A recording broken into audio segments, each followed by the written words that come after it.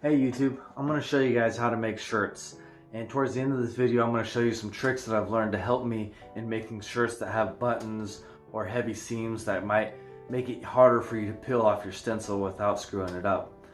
So to begin, we're going to start with a full production of just a regular shirt so you can see how to do it. So if you haven't bought your equipment yet, you'll see how easy it is. Hopefully this will make it more comfortable for you to make that buying decision. So we're going to start with grabbing our blank shirt. I like to use Next Level shirts. When I was going through my testing phase, I bought Gildan and Hanes and Next Level, a bunch of different other shirts, and felt the quality. And quality versus price, Next Level is definitely the best that I found. So to start making your shirt, you're gonna wanna put your shirt down on your heat tray, get any wrinkles out of it that might be there, just like this.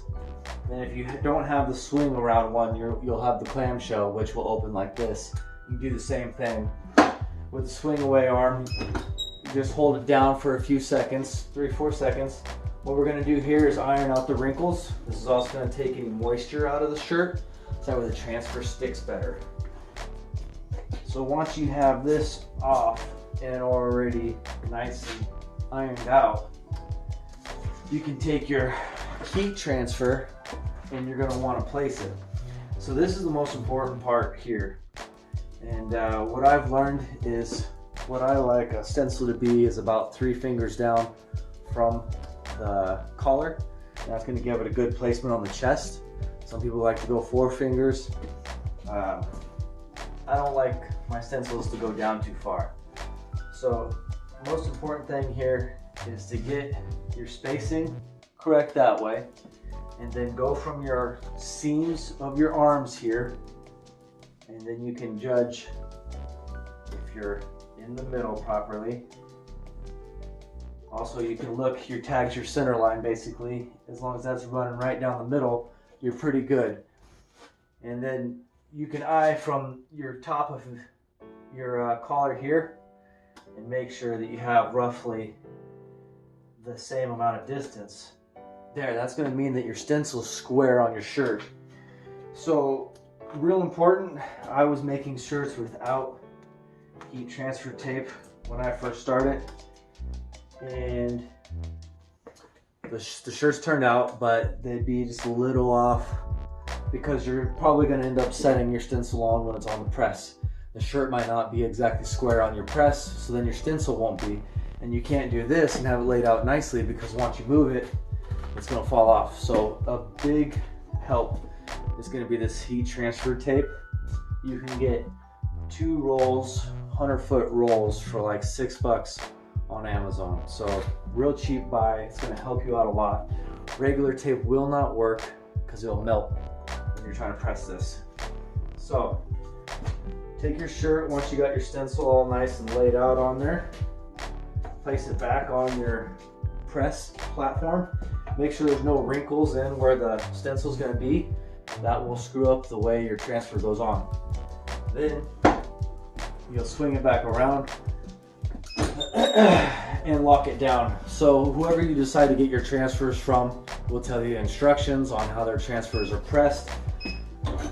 I'm using FM Expressions for this transfer. They are a 7-second press, peel hot, which means right after you press it. And see, if you go slow like that, sometimes you can feel there's a little tension.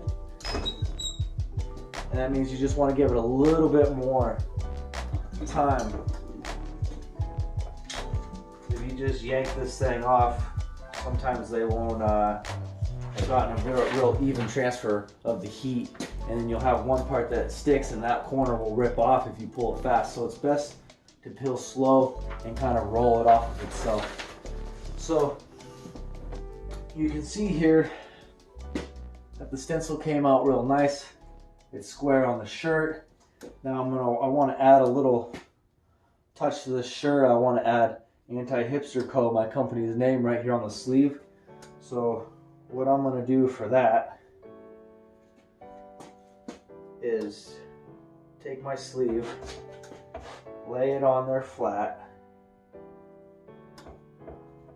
sure there's no wrinkles in it.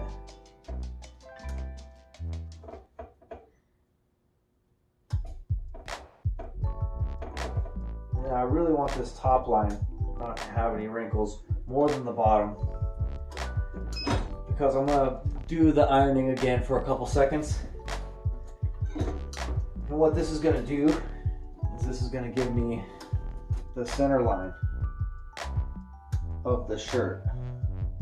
So when I'm placing my stencil, I'll know how to find if I'm really in the center.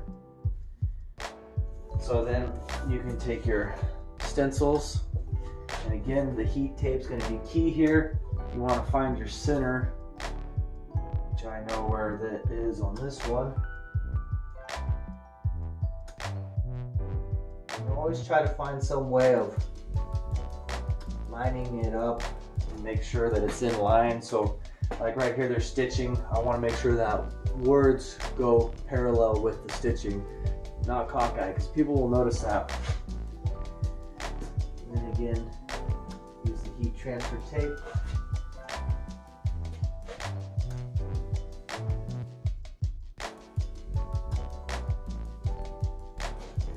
Alright, so now this is going to show you the first trick that I've learned.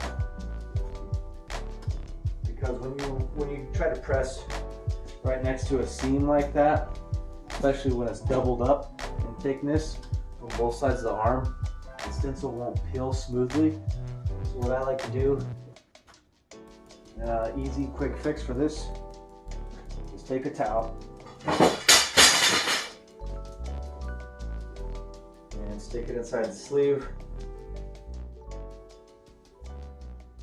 and then make sure that just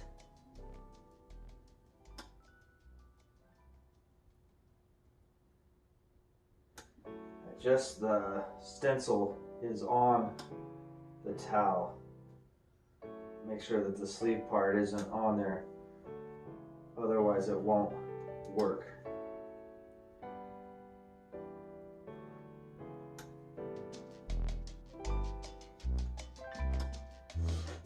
So then you're going to have to adjust your height, obviously, because you're adding stuff in there. If you have one of these or the clamshell, you'll adjust your pressure.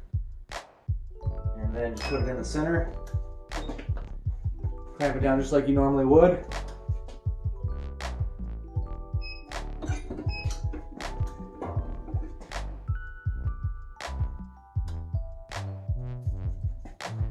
And you can see that by adding that little bit of thickness in there, this double raised part right here of the hem sleeve didn't affect the transfer going on. So that's one little trick I've learned. Another trick that you're gonna need to learn is working with polos.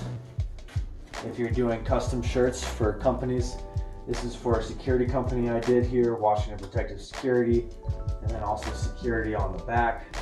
But as you can see, it's a polo, so I have all this stuff here that's all raised, and the buttons, which I don't want to damage those, and I can't get a nice pressure right here with this logo so close to it with those buttons in the way. So another way to do this, when you're doing bigger pieces, especially that back piece, you don't want to use a towel. It'll be a lot harder for you. So what I have is I got this extra little cushion here, or another pad, and you can slide that in the shirt where your stencil is, and then you can bypass the buttons.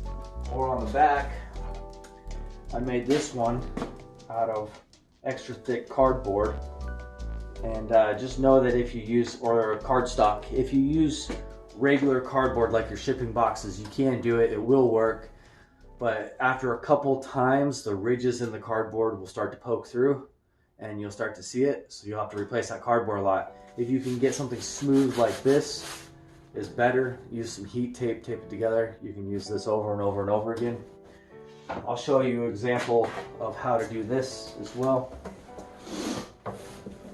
So here is just a button-up shirt, and we're just gonna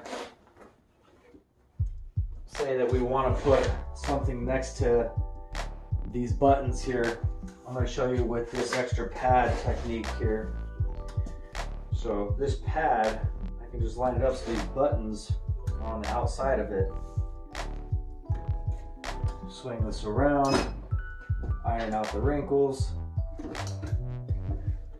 Now I got a nice flat place to put my stencil.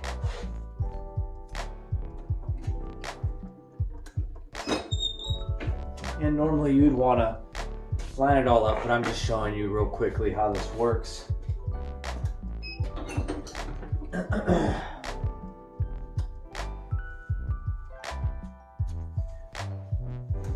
You'll see it peels real nice and easy.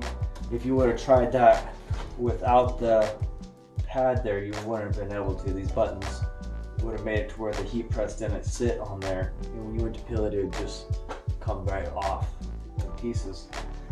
So those are a couple quick little tips that'll help you get started. The main thing that I really like is this heat tape. Make sure you get that and start using that, especially for hats. You can watch my video on hat pressing with this heat press here, the Mophorn 5-on-1. The heat tape is going to save your life with doing the hats. So thanks for watching, you guys. If you like this shirt that we made and you enjoy the tips, support the broadcast by going to my website, www.antihipsterco.com. The link is down here. You can find shirts like this, hoodies, and we also have hats. Lots of different other things there for you to check out. Buying that supports this broadcast.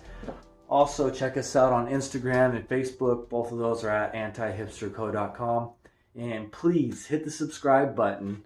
I'm going to be posting videos like this, tips and different things, evaluations of the companies I work with, and also the stuff I use, so that way you can kind of get some insider knowledge for your company. Anyways, thank you guys.